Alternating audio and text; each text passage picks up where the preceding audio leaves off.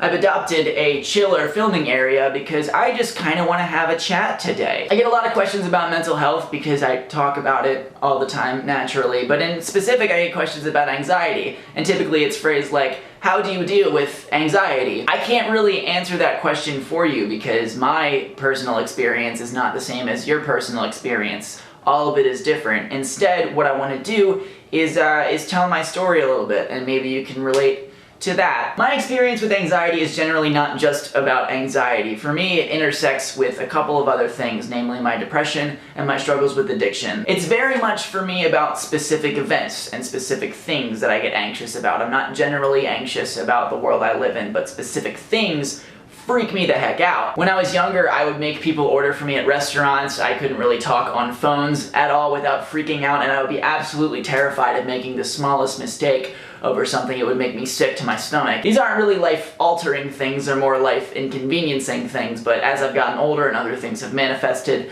it has gotten progressively more difficult to deal with. I used to work at an aquarium back home, and that's a tourist destination, so there's thousands of people there all the time, and I'm generally introverted, and I would hold myself to a ridiculously high standard. I would have a panic attack probably twice a week at work, and that wasn't fun, but it was just something that happened because of the situation that I was in. And generally, large social gatherings like parties, conventions, VidCon, I'm an absolute mess, even though I'm pushing it all down so I can function. But yeah, those types of things I don't really fare too well in, typically. But I don't want to get too bogged down in the details and specifics because I don't want this to be all about me. I don't want that. That's not what this is about. I don't want you to feel sorry for me. I don't want you to be like, oh, poor Connor. No, that's not what I want to do at all. That's absolutely not what I want to do. Instead, I want to talk about what helps me, and maybe something will resonate with you and it will help you too. Because again, I can't really fix your problems for you. All I can do is tell my story, and if you relate to something and pick something up, that's all I can ask for, and that's really all I want to do. I want to talk about panic attacks first, because those suck,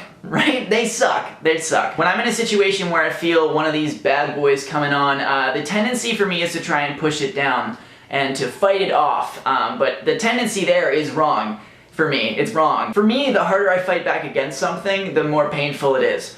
Right, because it's gonna happen. It's inevitable, and I can't stop it from happening. I can only postpone it. I generally need to isolate. I need to put myself in a situation where I'm completely by myself, because I can be 100% myself and not worry about anyone else. And then I try to just let it happen. I feel what I need to feel, I freak out for a little bit, and I just let all that energy out of me instead of forcing it down, causing it to corrupt. I generally will tense up into like a little ball and then let it all out. Maybe I'll scream, maybe I'll just shake, I'll cry, I'll just find ways to express all of the energy inside me and get it outside of my body so that I can relax and deal with it. The most important thing that I have found in my journey with mental illness is that I need to learn to accept it, that it's a reality. I need to stop fighting it. I need to realize that it's a thing, and I need to be okay with it. That's not to say that I accept it, or that I like it, or that I let it define me. Of course not. Of course I don't do those things, but I tend to look at my issues as my little companions, my little crappy companions. They're always going to be there. Sometimes they're going to make things hard,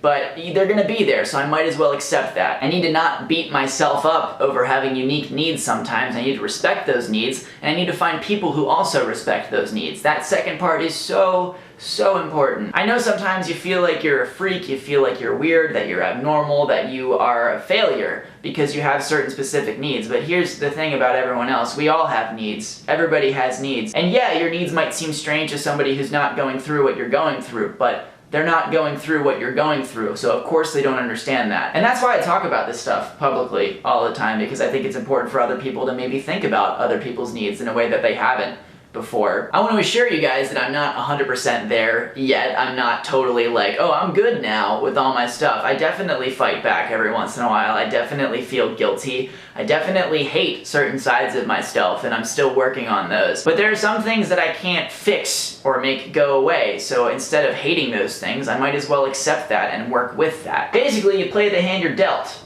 And that's kind of what I'm trying to do with my life. So that's a little bit of my story with anxiety. If you want to tell your story in the comments, that'd be so awesome. I love reading stories in the comments. It's my favorite thing in the world. On that note, I am out of here, and I will see you on Friday.